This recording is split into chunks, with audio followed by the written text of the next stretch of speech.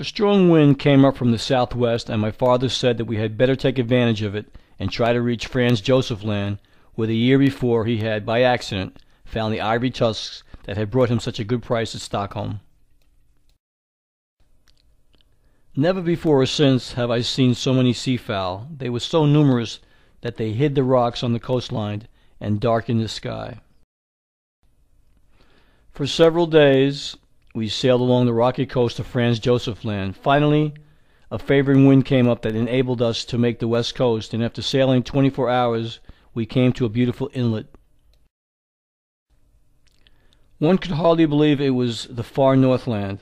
The place was green with growing vegetation, and while the area did not comprise more than 1 or 2 acres, yet the air was warm and tranquil.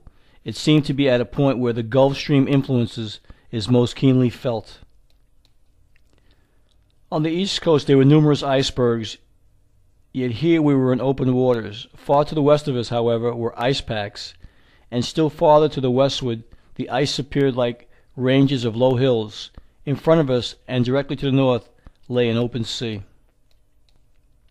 My father was an ardent believer in Odin and Thor, and frequently told me that they were gods who came from far beyond the north wind. There was a tradition, my father explained, that still farther northward was a land more beautiful than any mortal had ever known, and that it was inhabited by the chosen. My youthful imagination was fired by the ardor, zeal, and religious fervor of my good father, and I exclaimed, "Why not sail to this goodly land? The sky is fair, the wind is favorable, and the sea open." Even now I see the expression of my pleasurable surprise of his countenance as he turned toward and asked, "My son, are you willing to go with me and explore, to go far beyond where man has ever ventured?" I answered affirmatively. "Very well," he replied. "May the god Odin protect us." And quickly adjusting the sails, he glanced at our compass, turned the prow in due northerly direction to an open channel, and our voyage had begun. The sun was low on the horizon, and it was still the early summer. Indeed, we had almost 4 months of day ahead of us before the frozen night would come again. Our little shipping sloop sprang forward as if eager as ourselves for adventure. Within 36 hours we were out of sight of the highest point on the coastline of Franz Josef Land. We seemed to be in strong current and running north by northeast. Far to the right and to the left of us were icebergs, but our little sloop bore down on the narrows and passed through channels and out into open sea channels, so narrow in places that our craft had been any other craft, we would never have gotten through. On the 3rd day we came to an island. Its shores were washed by an open sea. My father determined to land and explore for a day. This new land was destitute of timber, but we found a large accumulation of driftwood on the northern shore. Some of the trunks of the trees were 40 feet long and 2 feet in diameter. I remember that neither my father nor myself had tasted food for almost 30 hours. Perhaps this was because of the tension of excitement about our strange voyage in waters farther north, my father said, than anyone had ever before seen. Active mentality had dulled the demands of the physical needs. Instead of the cold being intense as we had anticipated, it was really warmer and more pleasant than it had been in Hammerfest on the North Sea of Norway some 6 weeks before. We both frankly admitted that we were very hungry, and forthwith I prepared a substantial meal from our well-stored larder. When we had partaken heartily of the repast, I told my father I believed I would sleep, as I was beginning to feel quite drowsy. "Very well," he replied, "I will keep this watch." I have no way to determine how long I slept. I only know that I was rudely awakened by a terrible commotion of the sloop. To my surprise, I found my father sleeping soundly. I cried out lustily to him and started up. He sprang quickly to his feet. Indeed, had he not instantly clutched the rail, he would certainly have been thrown into the seething waves. A fierce snowstorm was raging. The wind was directly astern, driving our sloop at a terrific speed, and was threatening every moment to capsize us. There was no time to lose. The sails had to be lowered immediately. Our boat was writhing in convulsions. A few icebergs we knew were on either side of us, but fortunately the channel was open directly to the north. But would it remain so? In front of us, girdling the horizon, was from left to right was a vaporish fog or mist, black as Egyptian night at the water's edge, and white like a steam cloud toward the top. A fierce snowstorm was raging. The wind was directly astern, driving our sloop at a terrific speed, and was threatening every moment to capsize us. There was no time to lose. The sails had to be lowered immediately. Our boat was writhing in convulsions. A few icebergs we knew were on either side of us, but fortunately the channel was open directly to the north. But would it remain so? In front of us, girdling the horizon, was from left to right was a vaporish fog or mist, black as Egyptian night at the water's edge, and white like a steam cloud toward the top, which was finally lost to view as it blended with the great white flakes of falling snow.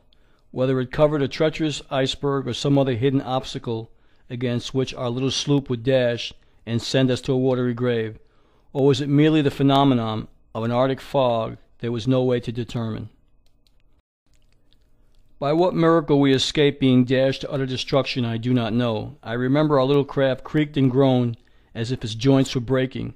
It rocked and staggered to and fro as if clutched by some fierce undertow of whirlwind or maelstrom. Fortunately, our compass had been fastened with long screws to a crossbeam. Most of our provisions, however, were tumbled out and swept away from the deck of the cuddy, and had we not taken the precaution at the very beginning to tie ourselves firm to the mast of that sloop, we should have been swept into the lashing sea. After the deafening tumult of the raging waves, I heard my father's voice. "Be courageous, my son," he shouted. "Odin is the god of the waters, the compassion of the brave, and he is with us. Fear not." To me it seemed there was no possibility of our escaping a horrible death.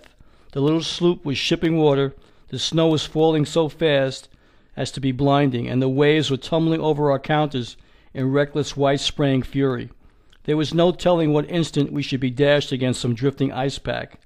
The tremendous swells would heave us to the very peaks of mountainous waves, then plunge us down to the depths of the sea's trough as if our fishing sloop were a fragile shell. Gigantic white-capped waves, like veritable walls, fenced us in fore and aft. This terrible, nerve-wracking ordeal, with its nameless horrors of suspense and agony, of fear indestructible, continued for more than 3 hours. And all this time we were being driven through at fierce speed. Then suddenly, as if growing weary of its frantic exertions, the wind began to lessen its fury, and by degrees to die down. At least we were in perfect calm. The fog mist had also disappeared, and before us lay an iceless channel perhaps 10 or 15 miles wide, with a few icebergs far to our right, and an intermittent archipelago of smaller ones to the left. I watched my father closely, determined to remain silent until he spoke. Presently he united the rope from his waist, and without saying a word began working the pumps, which he fortunately were not damaged, relieving the sloop of the water it had shipped in the madness of the storm. He put up the sloop's sails as calmly as if casting a fishing net, and then remarked that we were ready for a favoring wind when it came. His courage and persistence were truly remarkable.